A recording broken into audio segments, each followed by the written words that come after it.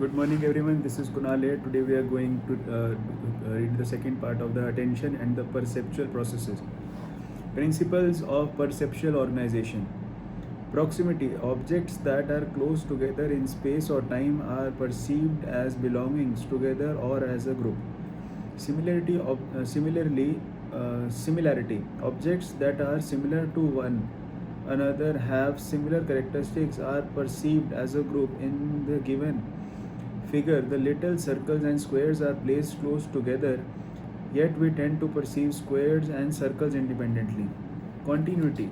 The principles state that we tend to perceive objects as belonging together in the if they appear to form a continuous pattern. For instance, we are not likely to view the lines crossing over. Symmetry. This principle suggests that symmetrical areas tend to be seen as figures against asymmetrical backgrounds. Closure.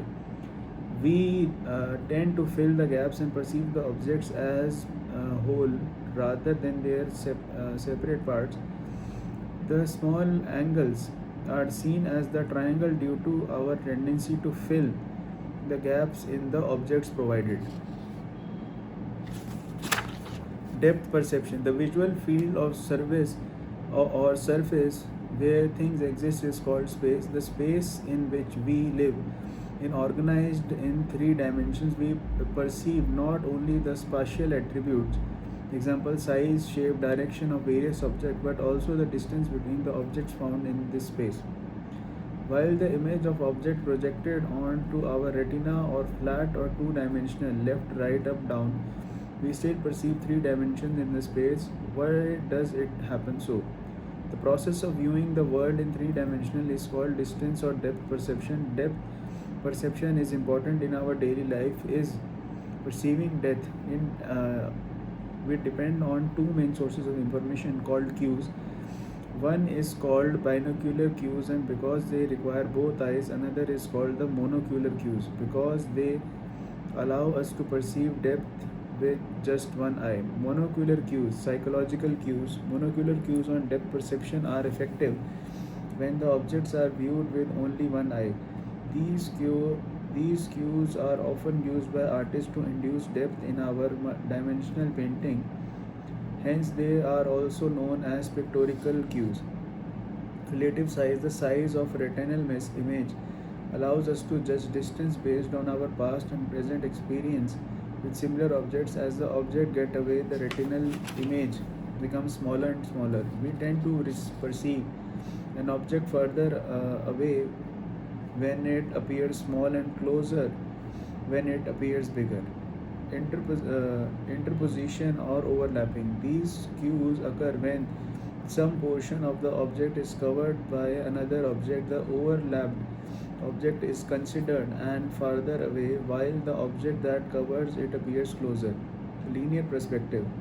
This object as phenomenon by which distant objects appear to be closer together than the nearer object. For example, parallel lines such as rail tracks appear to converge with increasing distance with the vanishing point at the horizon. The more the line converges, the farther away with they appear. Aerial perceptive. The air contains microscopic particles of dust and the moisture that makes distant object look hazy or blurry. This effect is called aerial perspective. For example, distant mountains appear blue due to the scattering of the blue light is the atmosphere, whereas the same mountains are perceived to be closer than the atmosphere is clear. Light and shade. In the light, some part of the objects get highlighted where some parts become darker. Highlights and shadow provides us with information about an object distance and depth. Relative height. Larger objects are perceived as being closer to the viewer and smaller objects are being farther away. When we expect two objects to the same size and they are not, the larger of the two will appear closer and the smaller will appear farther away. Texture gradient. It represents the phenomenon by which the visual field having more destiny of elements seen farther away. Motion parallax. It is kinetic monocular cue and hence not considered as a pictorial cue. It occurs when objects at different distances move at a different relative speed. The distant objects appear to move closely than the objects nearly. The rate of an object's movement provides a cue to its distance. For example, while traveling in a bus, objects that are closer move against the direction of the bus, whereas the objects that are farther away move in the same direction as the bus. Binocular cues. Psychological cues. Some important cues to depth perception in three-dimensional spaces are provided by both the eyes. Three of these are: first, retinal or binocular disparity. Retinal disparity occurs because the two eyes have different location in your head. They are separated from each other horizontally by a distance of about 6.5 centimeters. Because of this distance, the image formed at the same retina, each one of the same object, is slightly different. This difference between the image is called the retinal disparity. The brain interprets a largely retinal disparity to mean to close objects and a small retinal disparity to move a distant object, as the disparity is less for distant objects and more for the near objects. Convergence. When we see the nearby object, our eyes converge inward too in order to bring the image of the 4C of each eye. A group of muscles send image to the brain regarding the degree to which eyes are turning inward, and these messages are interpreted as cues to the perception of depth. The degree of convergence decreases as the object moves farther away from the observer. You can experience convergence by holding finger in front of your nose and slowly bringing it closer. The more your eyes turn inward or converge, the nearer the object appears in space. Accommodation. Accommodation refers to a process by which we focus the image on the retina with the help of the ciliary muscle. These muscles change the thickness of the lens of the eye. If the object gets away more than 2 meters, the muscle is relaxed, but as the object moves nearer, the muscle contracts and the thickness of the lens increases. The degree of the contraction of the muscle is sent to the brain, which provides the cue for the distance. Perceptual constancy.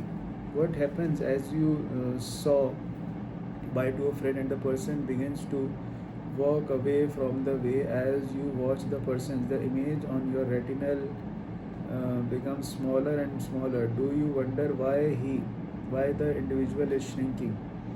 No, never. Despite the change in the size of the retinal image, perceptual constancy allows you to think that your friend is moving farther away from you. Perceptual constancy is a phenomenon in which physical objects are perceived as unwavering and consistent despite changes in their appearance or in the physical environment. Perceptual constancy leads us to view objects as having an unwavering size, shape, color, and brightness, even if the image on our retina varies. For example, despite the varying images on the retina as aircraft approaches, flies overhead, and disappears, we do not perceive the airplane as changing in shape. Perception of the objects as relatively stable in spite of change is the stimulation of the sensory receptor is called perceptual constancy. Size constancy. The size of an image on our retina changes when the change is the distance of the object from the eye. The further away it is, the smaller the image is. On the other hand, our experience show that within the limits the object appears to be about the same size irrespective of its distance. For example, when you approach your friend from a distance, your perception of the friend's size does not change much despite the fact that the retinal image becomes larger. This tendency of the perceived size of the object to remain relatively unchanged with changes with the distance from the observer and the size of the retinal image is called size consistency. Shape constancy. In our perception, the shapes of the smaller objects remain unchanged despite changes in the pattern of the retinal image resulting from difference in their orientation. For example, a dinner plate looks at the same shape whether the image that is cast in the retina in a circle or a ellipse or roughly a short shape. It is a plate in the view from the edge. It is also called from constancy. Brightness constancy. Visual objects not only appears constant in their shape and size, they also appear constant in their degrees of whiteness, grayness, blackness, even though the amount of physical energy reflected from their changes considerably in order towards our experience of brightness does not change in spite of the changes in the amount of reflected light reaching our eyes. The tendency to maintain apparent brightness constant under different amount of illumination is called brightness constancy. For example, surface of a beer which appears white in the sunlight is still perceived as white in the room light. Similarly, coal that look black in the sun also look black in the room light. Illusions. Sometimes we are unable to interpret sensory information correctly. The result in a mismatch between the physical stimulus and its perception. These misperceptions resulting from the misperceptions of the information received our sensory organs and are generally known as illusions. Illusions can be experienced by the stimulation of any of our senses. Psychologists have studied visual illusions more commonly than other sense modalities. Some perceptual illusions are universal and found in all individuals. For example, the rail tracks appears to be converging to all of us. These illusions are also called universal illusions or permanent illusions, as they do not change with experience or practice. Some other illusions seem to vary from individual to individual. These are called personal illusions. The Muller-Lyer illusion. Line A is perceived as shorter than line B. Although both the lines are equal, this illusion is experienced even by children, and some studies suggest that even animals experience it. Illusions of vertical and horizontal line. Although both the linear lines are equal, we perceive the vertical line as longer than the horizontal line. Ponzo illusion. The Ponzo illusion is a geometrical optical illusion that was first demonstrated by the Italian psychologist Mario Ponzo in 1911. He suggested that the human mind judges an object's size based on its background. He shows this is by drawing two identical lines across a pair of converging lines similar to railway tracks. The upper line looks longer because we interpret the converging sides according to linear perspective as parallel lines receding into the disease. In this context, we interpret the inner line as though we were farther away, so we see it as a longer. A farther object would have be a longer today than a near one for those to produce retinal image of the same size. The Zollner illusion. The Zollner illusion was created by the John Carl Friedrich Zollner from 1834 to 1882, a German astrophysicist with a keen interest in optical illusion. Zollner was inspired by a cloth pattern that he observed in the father's factory. He first published the illusion in the journal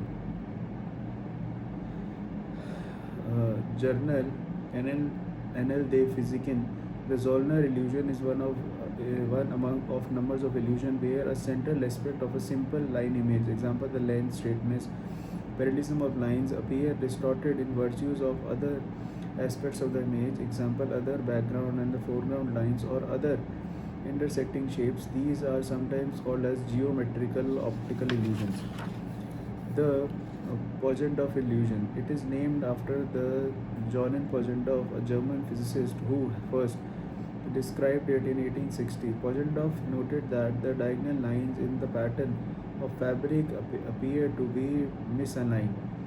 Apparent movement illusion. The illusion is experienced when some motionless pictures are projected on one after another at an appropriate rate. The illusion is referred to as fill phenomenon. When we see moving pictures in a cinema show, we are influenced by the kind of illusion. The succession of kind of flickering electrical lights also generates this illusion. For the experience of this illusion, Max Richtmyer had supported the presence of the appropriate level of brightness, size, spatial gap, and the temporal contiguity of different lights. Thank you so much. I really appreciate that, and kindly subscribe.